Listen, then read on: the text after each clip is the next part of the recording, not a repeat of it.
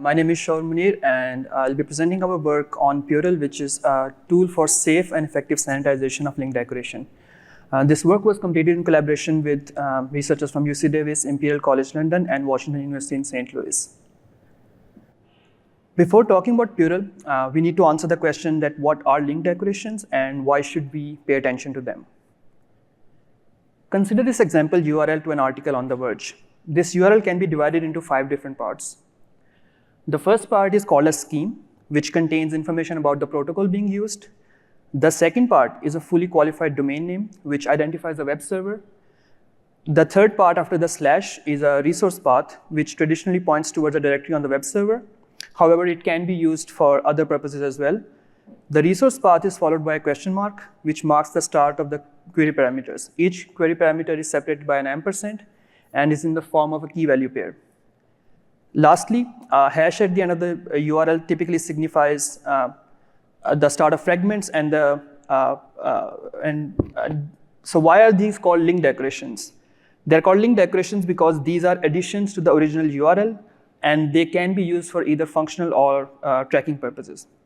For example, in this particular URL, if you see the parameter show comments is used for functional purposes, as it is used to specify whether or not comments will be shown on the page, while FPCRID, on the other hand, is used by Facebook for analytics and click identification.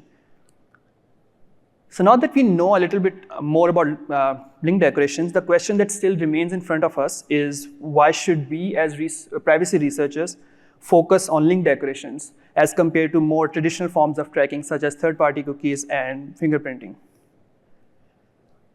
We are all familiar that there is an ongoing crackdown on these traditional forms of tracking. Third-party cookies have been blocked by major browsers as Safari and Firefox, while there is also significant advances spearheaded by Google and other stakeholders towards limiting online fingerprinting.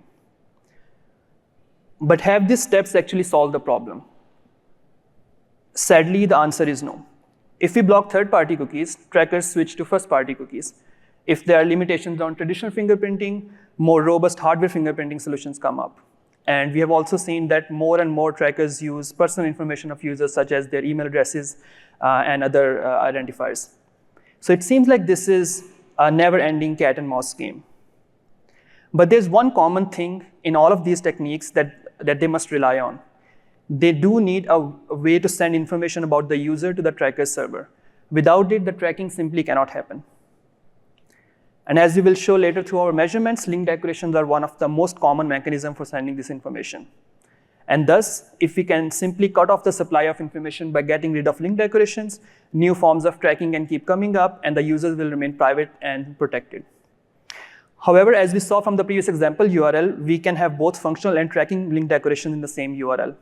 This makes it difficult to easily get rid of these link decorations, and thus, it necessitates the development of a tool like PURL, which can target only specific tracking link decorations. So next, I will go through the measurements which we conducted to measure the usage of link decorations and how we better understood these link decorations to build an effective countermeasure. To perform these measurements, we crawled 20,000 websites sampled from the 1 million Tranco list using OpenWPM. Our measurements show that 45.5% of all link decorations that we observed were being sent to advertisers and trackers, which were identified by filter lists such as EasyList and EasyPrivacy. We also discovered significant mixing of tracking and non-tracking link decorations in the same URL, with close to 100% of all tracking link decorations occurring alongside functional link decorations. Another interesting finding was that the same link decoration was being used as a functional link decoration in one context and then tracking on another context. The query parameter with the key V used by Google is an example of such a link decoration. By analyzing the behavior of tracking link decorations, we were able to identify some of their key behaviors. We found that they are used to share values stored in browser storage. They are sent to endpoints which send back user identifiers to be stored in browser storage.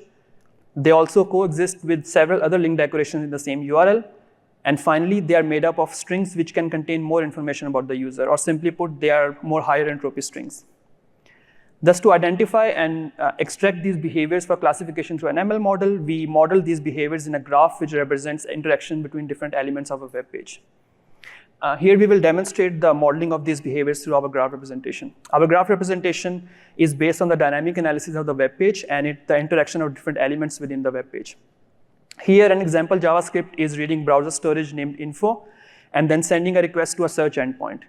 This request contains two link decorations, with one of them containing the value of the info storage. Our graph monitors this behavior and adds an edge from the storage node to the link decoration node.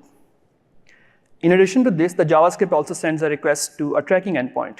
After receiving a response from the tracking endpoint, a user identifier is stored in the browser storage. This infiltration of user identifier is also monitored and then represented as an additional edge in our graph. Other behaviors such as the browser entropy information is encoded as the edge attributes in our graph. This graph representation helps us create the feature set for our classification pipeline, and for ground truth, we use a combination of filter lists and Cookiepedia. For Cookiepedia, we identify the link decorations which are specifically sending out a tracking cookie, and then we label that accordingly in our data set.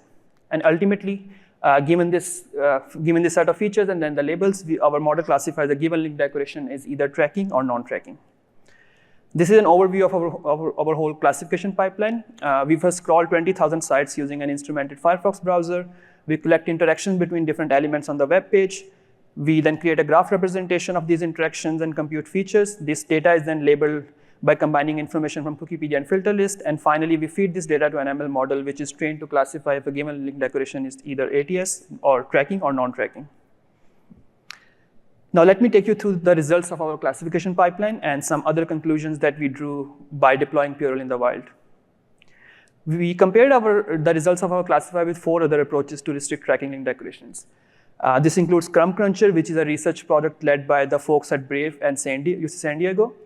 Second one is Cookiepedia, which labels cookies as tracking, and we use those labels to identify the tracking link decorations. And we also compare against request-based filter lists such as EasyList and Easy Privacy. And finally, we also compare against link decoration-specific filter lists such as uBlock Origin, such as those used by AdGuard, uBlock Origin, Brave, Safari, and Firefox. Looking at just the accuracy numbers, PURL outperforms other tools by at least 6%. But the important point to note here is that in addition to having a higher accuracy, PURL is also highly precise. This is important as link decoration-based filter lists, although they are extremely precise, they miss 90% of all the tracking link decorations. And while request-based filter lists, they do much better in accuracy, overall, they have lower precision.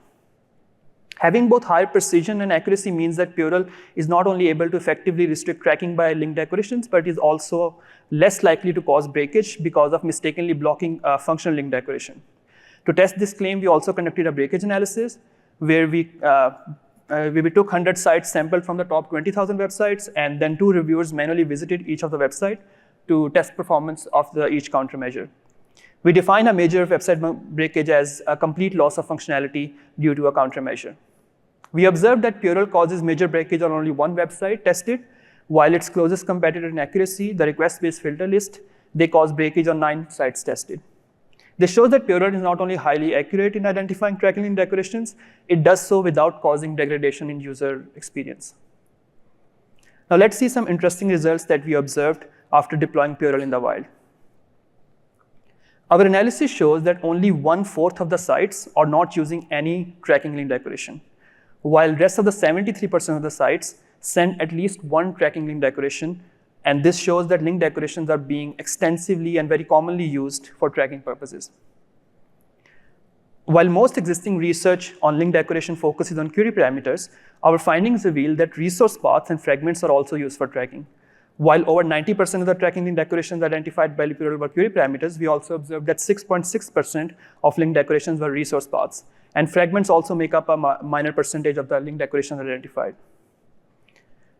We observed that 69.4% of the sites on which PURL was deployed, at least one storage value was sent through link decorations, highlighting the extensive use of link decoration in sending out identifying information about the user. And this is not limited to only browser storage, but PURL also identified 62 link decorations which were used to send out email addresses of the user, while 200 link decorations were found to be sent by scripts which were also involved in fingerprinting. We also found that the same link decorations were extensively reused among third parties. Companies such as AdForm, Freewheel, Rubicon Project, Yahoo, and others, they repeatedly send Google the same Google_HM query parameter. And we found that this query parameter it works as a container for information about website visitors. And the information provided is used by Google for its first-party data matching service. Currently, this tracking parameter is not blocked in any of the link decoration-based filter list. So in conclusion, we showed in this paper that link decorations are widely being used to share identifying information about the users to trackers. We also showed that PURL provides a safe and effective mechanism to prevent this sharing of information. While a few privacy-focused browsers such as Firefox, Safari, and Brave, and some extensions such as AdGuard and uBlock Origin have a limited list of tracking query parameters, these lists are not extensive enough to protect user privacy. In total, we found only 1,100 link decorations to be part of this filter list. On the other hand, PURL detects presence of more than 196,000 tracking link decorations on 20,000 websites tested. A number of widely used link decorations that we have identified are not included in these lists. And these missing link decorations are widely used on the 70% of the websites. So this highlights the need for offering better protection to users against tracking through these link decorations. Thank you for listening to my presentation. PURL's classification pipeline and the list of identified link decorations is public and part of the artifact, and I'm looking forward to any questions that you might have.